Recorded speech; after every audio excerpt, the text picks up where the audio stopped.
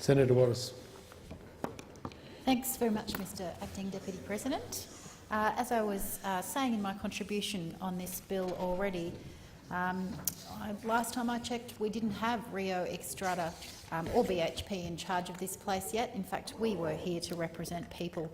And I was cataloguing the changes that those companies had been successful in making to the original resource super profits tax, including vastly downgrading the rate of the tax from 40% as originally proposed to an effective 22.5%, and of course leaving out most of the minerals that it was originally designed to cover and shrinking it down to just coal and iron ore. Perhaps one of the most offensive loopholes which was inbuilt into the MRRT was of course the royalty rebate, which frankly has been a total lark. This has allowed the MRRT revenue to be eroded by state governments, and of course the Australian Greens, on advice from Ken Henry, had sought to close this loophole and sadly at the time received absolutely no support. Now, the Henry tax review had recommended replacing royalties entirely with a profits-based tax, but had said as a second best option that there could be a royalty rebate, but only if those royalty regimes were fixed at a particular point in time, so as to ensure that the Commonwealth didn't then have to automatically fund future increases in royalties. Well, what do you know? That's precisely what happened. When WA, New South Wales, Queensland, South Australia and Tasmania then upped their royalties, this left the Commonwealth responsible for rebating those mining companies that increase. What a farce. I don't think you've ever seen a design of a tax and a rebate system more farcical than that. The Greens had the Parliamentary Budget Office cost closing that loophole, and the revenue that would have been raised had that loophole have been closed at a total of $2.2 billion, a significant amount there for a very small change. But sadly, because at the time we received no support for that amendment, the loophole remained on the books, and of course history shows that the mining tax has barely raised a dime. The other feature of the MRRT, which sadly made it much less effective than originally envisaged, was the depreciation rules, meaning that mining companies were able to price their assets using today's inflated market rates and then claim massive annual deductions under that amount, not what they had actually spent on capital investment. So the $4 billion that was expected to be raised under the MRRT this financial year was, because of those exemptions, reduced down to an actual amount collected of $232 million. Now, this is just an absolute tragedy, considering that the profits of the three big iron ore companies to whom the tax applies has actually risen by 81% in this financial year. Their combined half-yearly profits are $14.6 billion. And the half-yearly profits of Rio was $6.4 billion and BHP was $6.5 billion. If they're not super profits, then I don't know what is. Now, of course, most of those profits are shipped offshore. We know that more than 80% of those profits flow to foreign shareholders, so that leaves about 1/5 of the industry's enormous profits accruing to Australians through dividends. And even then, only the direct ownership of shares would benefit those with enough discretionary income to invest. So clearly there have been some winners from the mining boom, notably those overseas shareholders. As the Reserve Bank has put it, and I quote, "Since the mining sector in Australia is majority foreign-owned, most dividends and retained earnings accrue to foreigners and therefore do not add to national income." So these enormous profits don't equal more jobs for Australians. The large profit margins are lovely for the mining companies, but they don't actually equate to job creation. And if those profits don't stay in the Australian economy, well, clearly they're then not creating jobs, as Ross Gittins pointed out a week or so ago.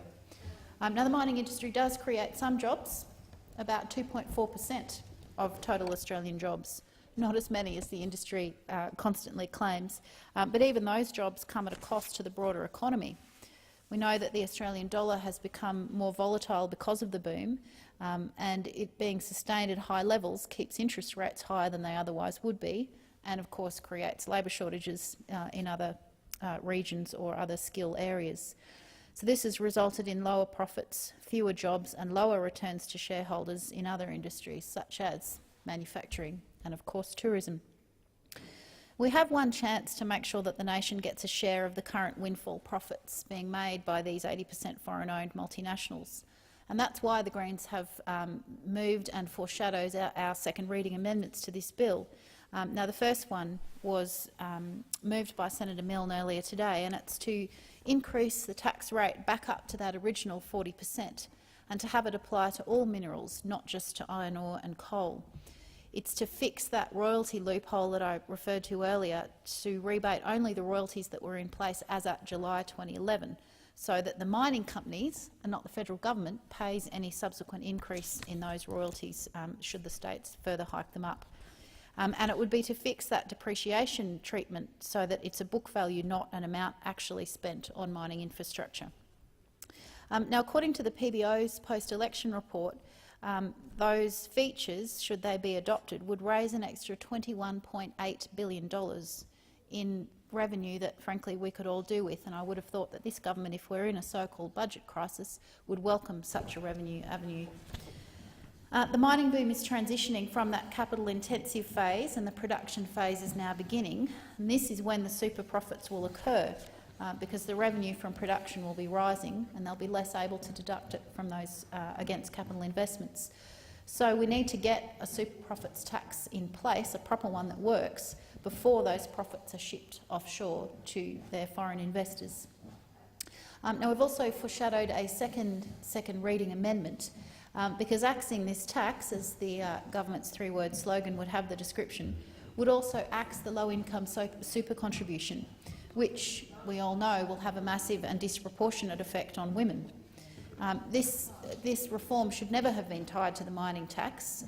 The low-income super contribution is about equity, and removing it will simply further entrench the disparity that women face when they retire. The bill abolishes the low-income super contribution on working Australians, and, as I've said, this will have a particular effect on working women.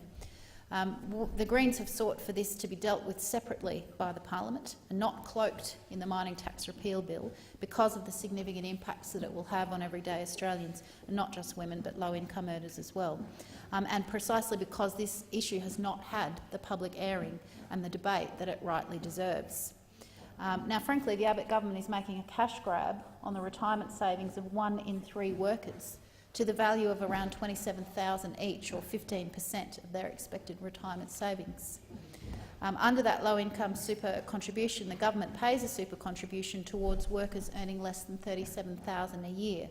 So the repeal will therefore disproportionately affect those employed on a casual basis, such as young people and students, and women with parenting duties.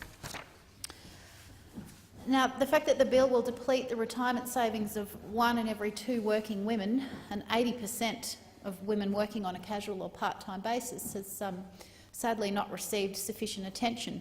And furthermore, for most young women, the repeal of the low-income super contribution would completely erode the retirement income gains expected to be realised from the government's paid parental leave scheme. The low-income super contribution attempts to address the inequities in our super system, which favours the high-income earners and does nothing for lower-income earners. So by repealing this super contribution, low income, it will place greater burden on future governments by increasing the reliance on the aged pension. So it basically has no redeeming features, and they're trying to sneak it in under the guise of the mining tax. Now, in Queensland, having a look at the figures, 744,286 people would be affected should the low-income super contribution be repealed. That's 35.7% of all Queensland workers. That's an enormous amount. And in total, those employees in Queensland would lose $203 million. Now, of course, in WA, the figures are likewise very stark. 353,613 people would be affected, or 31.4% of total employees, and they would lose out on $93 million. So these are the people that can least afford to have their income and their super further restricted, are now going to be hit with a removal of a safety net for the benefit of people like Rio and Xstrata and BHP. The world's gone mad is the only conclusion that you can draw. Now, Australia's mining boom is transitioning from that capital-intensive phase to the production phase, and as I've said, that's when the profits will really start flowing, which is precisely why we need to fix this tax now rather than simply rip it up, as the government is now proposing. A poll in January this year found that the majority of Australians, 54% of Australians, believe that multinational mining companies don't pay enough tax. Well, I strongly agree with the 54% of Australians who hold that view, and I would urge the government to rethink their obsession with making it harder for low-income folk and making it easier for multinational mining companies. And I think the 54% of Australians who believe that do so because they actually value the things that a good government should provide, like keeping the low-income super contribution, like keeping Medicare as a universal health entitlement that a rich country should provide its citizens, rather than an increasingly two-tiered system whereby your medical care is determined by your bank balance. What a horrific track for us to be on.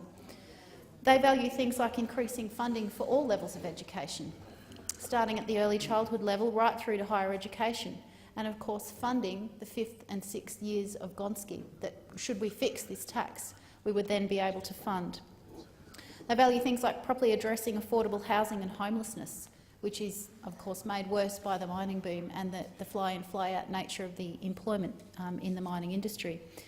Those people also value things like raising New Start and taking single parents who are dumped onto New Start off that inadequate payment and back on to an enhanced parenting payment whereby they can actually care for their children and don't have to choose between textbooks or dinner.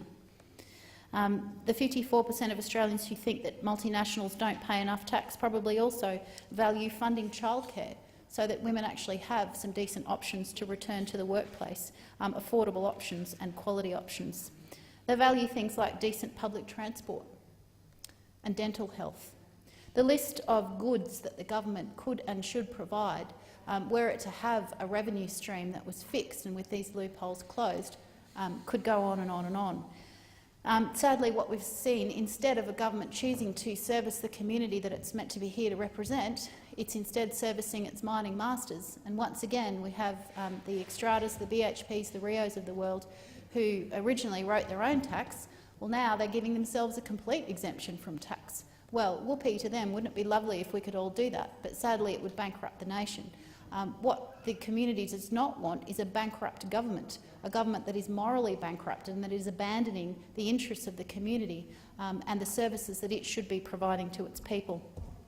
So until such time as the Abbott government abandons the parliament and decides to just put BHP and Rio and Xstrata in complete control and give up the facade that actually we're here to represent the people, until that time the Greens will continue to stand for a mining tax that works, that raises the revenue that we need in order to provide the services that the people rely on, and we will do so proudly. So I again urge all senators in the chamber to support our second reading amendments to fix this tax. When something's broken, you fix it, you don't just toss it out.